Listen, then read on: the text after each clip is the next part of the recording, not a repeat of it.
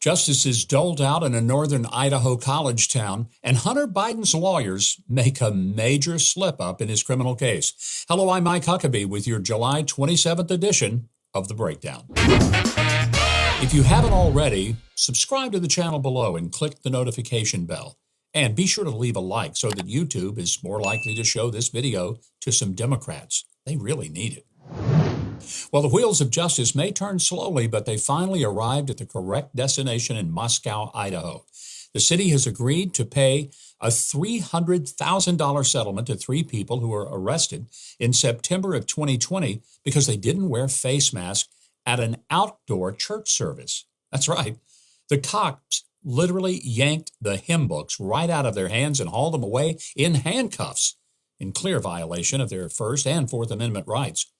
Moscow is known as a liberal college town in a red state, and plaintiff Gabriel Wrench said the mayor was breaking all the social distancing rules while having churchgoers arrested. Wrench called it a microcosm of what's happening nationwide, saying that liberalism is really turning into a kind of modern-day cult.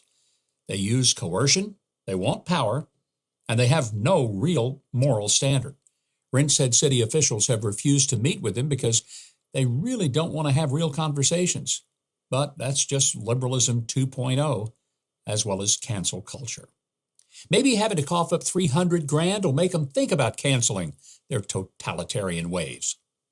Well, on to the main story for today. Ahead of Hunter Biden's scheduled plea deal on Wednesday, breaking news Tuesday suggested that his legal defense is dripping with such corruption it rivals that of any Biden-Burisma bribery scheme.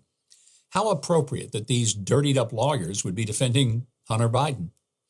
It seemed like that everything was going smoothly for the team led by Chris Clark, formerly of Democrat powerhouse law firm Latham & Watkins, with just nothing more than a slap-on-the-wrist plea agreement for Hunter that would be hurried through on Wednesday, even as more information was coming out about the case. Amazingly, the deal would maybe get in just under the wire before the testimony of former Hunter business partner Devin Archer, who was put off 3 times, now scheduled for next Monday. Fortunately, some revelations on Tuesday threw a real wrench into the works. Tuesday evening, the New York Post reported that Hunter's attorneys had been accused of a very dirty trick.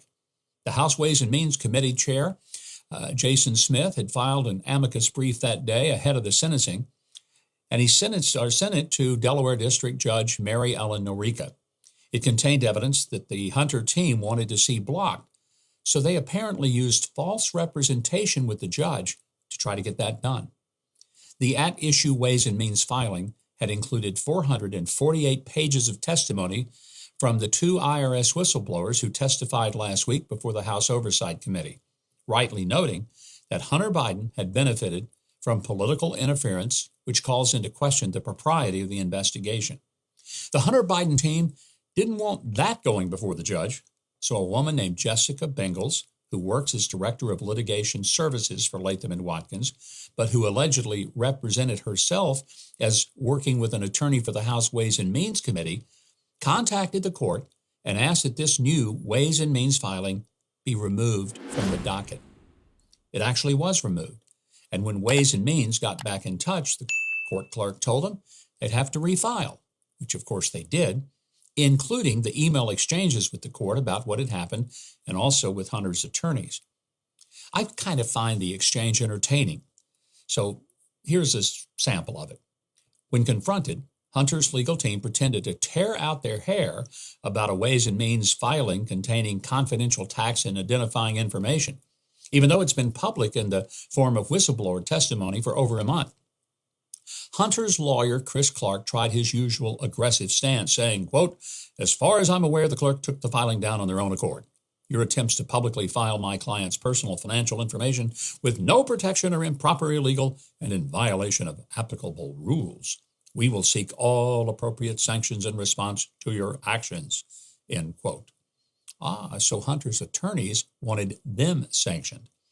The House committee attorney's reply was this, quote, "You should probably take a step back from your statements. The clerk's office advised that it was represented to her that the request was being made by my firm. We will be advising Judge Norica of this improper conduct," end quote. The UK Daily Mail broke the news that the Hunter legal team faces sanctions over this stunt. One would think that lying to the court clerk on the eve of a client's plea deal is very serious indeed. In fact, one would think that it would be a demonstration of what a lawyer has to do to get disbarred. Judge Norwika told Hunter's attorneys to explain themselves by 9 p.m. Tuesday night or be sanctioned. And so they did, just before the deadline, telling the judge that, gee, it was all just a big misunderstanding. Hunter Biden attorney Matthew Salerno wrote, "The matter under consideration appears to stem from an unfortunate and unintentional miscommunication between a staff member at our firm and employees of the court. We have no idea how the misunderstanding occurred, but our understanding is that there was no misrepresentation." He blamed the misunderstanding on the phone number for Jessica Bengals, which he said should have shown up as Latham on the clerk caller's ID. He attached an affidavit from Bengals attempting to explain just how this happened, even though he just said he had no idea how it occurred. Well, the timestamps on the email show that the request from Bengals to remove it was made after the House attorney had refused the Hunter Biden team's request to file the testimony under seal. In their desperation, Hunter Biden and his team have gotten sloppy, and with that, I wouldn't be surprised if in a desperate attempt to avoid consequences, Hunter Biden does something else stupid to incriminate the big guy.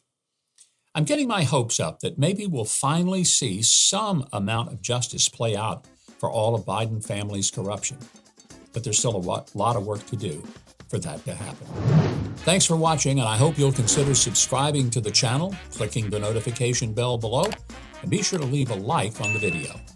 Also, tune in to the Live with Mike live stream tomorrow. I'll go through a lot more of the news of the week and answer your questions. And if you want more of my news analysis and commentary, you can sign up for my newsletter at mikehuckabee.com. And it's free, delivered to your email inbox twice daily. That's going to do it for this edition of The Breakdown. I'm Mike Huckabee.